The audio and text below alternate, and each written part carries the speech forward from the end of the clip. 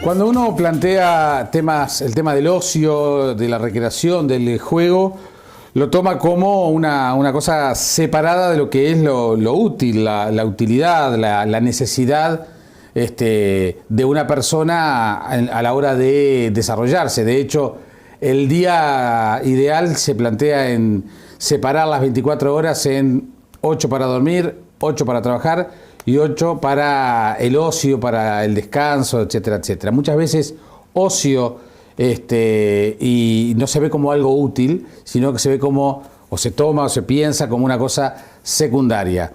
Ricardo Lema es licenciado en Comunicación Social, lo conozco de la década del 90 y me consta que siempre ha tratado de reivindicar el ocio, justamente el lado utilitario y útil, por los dos conceptos del juego, del recreo y del ocio. ¿Cómo te va? ¿Qué tal? Un gusto reencontrarnos. Igualmente. Después de muchos años seguís en la misma. Sigo en la misma y bueno, y por suerte yo creo que también el campo del ocio, de la recreación, del juego, creo que no sigue en la misma, ¿no? Que creo que ha crecido y ha ganado reconocimiento, ¿no? Hace 20 años eras un loco suelto con estos temas. Yo creo que éramos varios locos sueltos, pero con poca pocos. visibilidad. Exacto. Bien, a ver, pero ¿por qué? ¿De dónde viene? ¿De dónde surge el interés académico? Creo que hay parte del secreto de esto, por estudiar el ocio y el entretenimiento.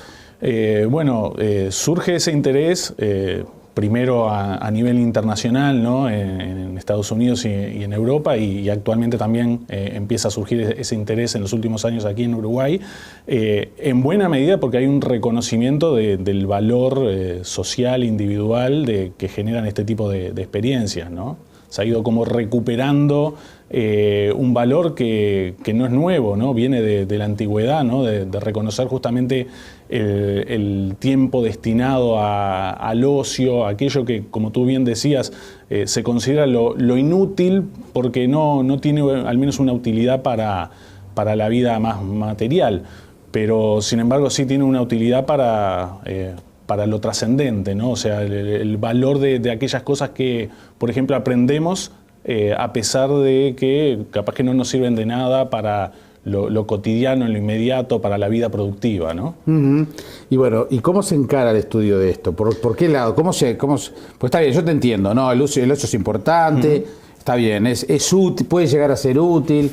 Es cuestión de convencernos de que eso es así. Sí. Pero hay un trabajo, hay horas. De hecho, estás a punto de terminar tu doctorado en una universidad española sobre estos temas. O sea, hay un encare, no me gusta llamarlo más serio, pero un encare, insisto con el concepto de académico, científico si querés, desde las ciencias sociales. Claro, pero yo creo que está bien esto de hablar desde lo serio, porque generalmente ha habido como una disociación entre lo alegre y lo serio, ¿no? Que ha llevado a poner el trabajo más del lado de lo serio, el juego, el ocio del lado de repente de lo alegre, pero que quizá queda recluido a cuando se puede, ¿no? De hecho, en buena medida, durante mucho tiempo aquí se habla más de repente de tiempo libre, ¿no? Como aquel tiempo que queda liberado una vez que la gente cumple con sus obligaciones, ¿no?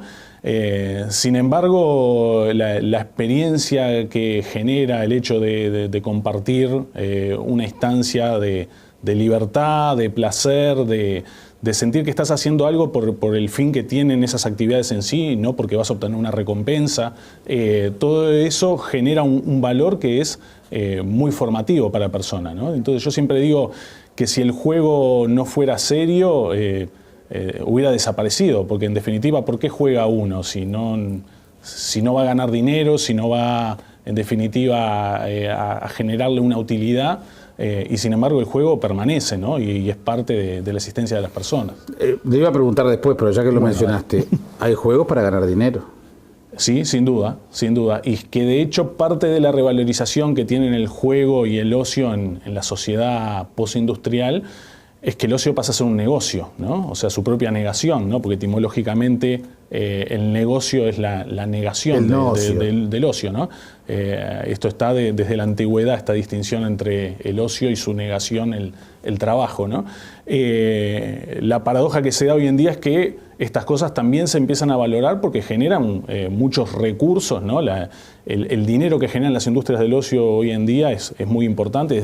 Si uno engloba el turismo, la cultura, el deporte, el entretenimiento, es mucho dinero que moviliza y muchas fuentes laborales que moviliza. Pero bueno, ahí eso también nos lleva a hablar de la calidad de estas experiencias, ¿no? No toda experiencia de ocio, no toda experiencia de juego es la misma, ¿no? Y quizá desde aquí, cuando uno habla de recreación, y es de donde me sitúo yo, es más desde el componente educativo y formativo de esas experiencias, ¿no? Yo recién cuando le preguntaba a Mariano López sobre si él jugaba, él me decía, sí, con algunos amigos nos juntamos a jugar a las cartas, y yo decía, bueno, pero eso es timba. Sí, a veces Ahora, Mariano habla mucho en la radio de nosotros, de los recreadores. Bien, y entonces, claro, ¿cuál es el límite entre fomentar el juego desde el punto de vista recreativo y que mañana, para probar, jugamos unas moneditas y después sabemos que eso es complicado y se transforma en una patología como es la ludopatía? Está bien. En realidad la ludopatía es, conceptualmente para mí es un término erróneo, ¿no? Porque la adicción al juego o la adicción a la apuesta, ¿no? Ahí es en definitiva la distinción. Hay una adicción evidentemente a eso que generan los juegos de azar, de apostar. Y generalmente los juegos tienen un componente de incertidumbre que a uno, bueno, le fascina, el jugar un partido de fútbol, no saber cómo le va a ir, o jugar una fichita en el casino y no saber qué puede pasar. Pero muchas veces la adicción se da a esa compulsión por apostar, ¿no? Porque está en la quiniela, está en las carreras de caballos.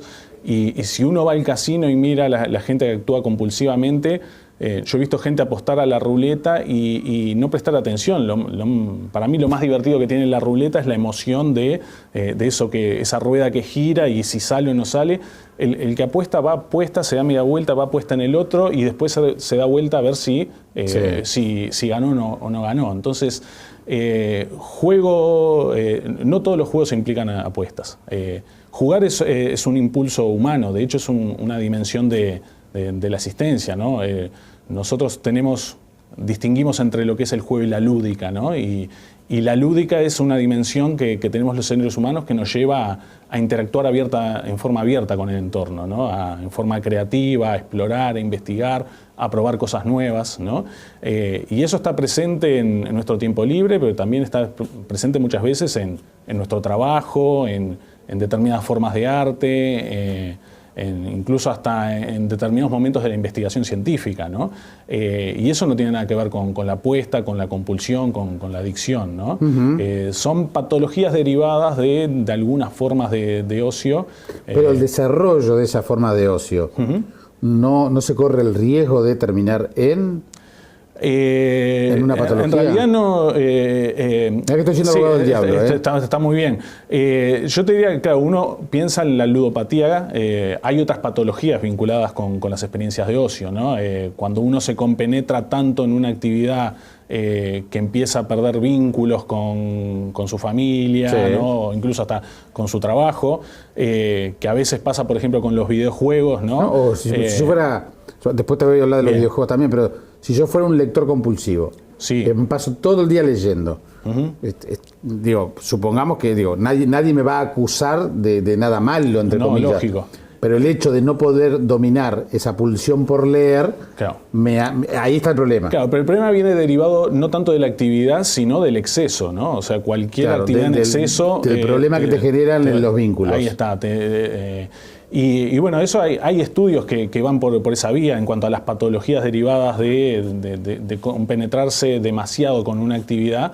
Pero bueno, también eso da cuenta de otras cosas, ¿no? Que vienen a nivel no de la actividad, sino de las personas y de repente me estoy metiendo en terreno de la psicología, no soy psicólogo, pero de determinadas disfunciones que tenemos en la personalidad que nos lleva a actuar de determinada manera, ¿no? Yo siempre digo que hay un límite muy fino entre el juego y la esquizofrenia.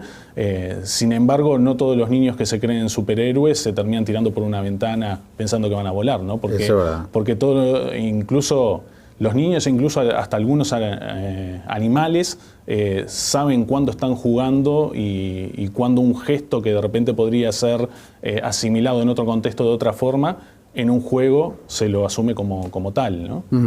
Ricardo, ¿y cómo le llamarías a lo que normalmente llamamos ludopatía, simplemente para tenerlo, para asimilarlo? Está bien, yo lo que pasa es que trato de correr al juego por eso mismo, pero yo creo que son patologías derivadas de adicciones hacia la apuesta, ¿no? Perfecto. Bien. A veces con el tema de los juegos, si vayamos inclusive hasta cronológicamente, porque estábamos viendo ahí al Ludo, etcétera, los juegos hay una vinculación, primero con la infancia y la adolescencia, o determinado tipo de juegos. Segundo, también a veces cuando se habla de los juegos y todo eso, educativos, ya son todos aburridos. Como que también ustedes los teóricos han teorizado tanto que a veces, quizás por teorizar tanto, se pierde la esencia de la diversión. Sí, está bien. Bueno, además de teórico soy un buen jugador también. Me consta que sí. Me gusta mucho jugar y además el juego en la medida pasa mucho por la vivencia, ¿no? Entonces creo que en buena medida las teorizaciones surgen a partir de esas experiencias, ¿no? Pero es cierto, cuando uno trata de explicar un fenómeno tan complejo como el juego, lo primero que hace es lo reduce, ¿no? Porque cuando hablamos de un juego, para vos se te está representando la idea del juego de azar y la ludopatía. Para una maestra capaz que se le está representando un ejercicio sometido a ciertas reglas para un aprendizaje didáctico. De repente para un chico es la vivencia que tiene cada vez que tiene un rato libre, y son experiencias muy diferentes, ¿no? Entonces cualquier intento de explicar el juego ya de por sí es seguramente una reducción. Y en buena medida, capaz que me fui un poquito de las ramas, ¿no?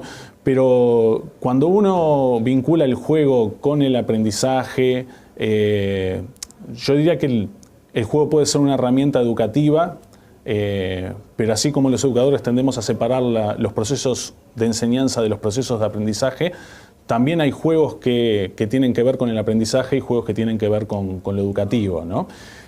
Y ahí, cuando el juego tiene que ver con lo educativo, es muy fácil caer en cuestiones aburridas, ¿no? Que es tratar de hacer jugar a ejercicios que capaz que tienen muy poco de lúdico, ¿no? Claro, un niño que de repente en una clase participa de una actividad, una propuesta que una maestra le hace con muchos juegos, muchas actividades muy dinámicas, ¿no? Cuando termina esa clase dice, bueno, ahora me voy a jugar al recreo, ¿no? Y muchas veces ha pasado que los educadores decimos, pero ¿cómo? ¿Y esto no fue jugar? No, para el niño eso no es jugar, ¿no? Y ahí hay evidentemente un desafío, ¿no? Porque a veces tendemos a tratar de sustituir la experiencia lúdica del niño con experiencias de formación que pueden tener un formato lúdico, que pueden ser entretenidas, pero que no es puramente juego, ¿no? Quizá el éxito de esas experiencias es en la medida que logran que el juego se instale como tal, ¿no? En la medida que el niño deja de ver eso como una actividad didáctica y la asume como un juego. Pero no siempre se logra.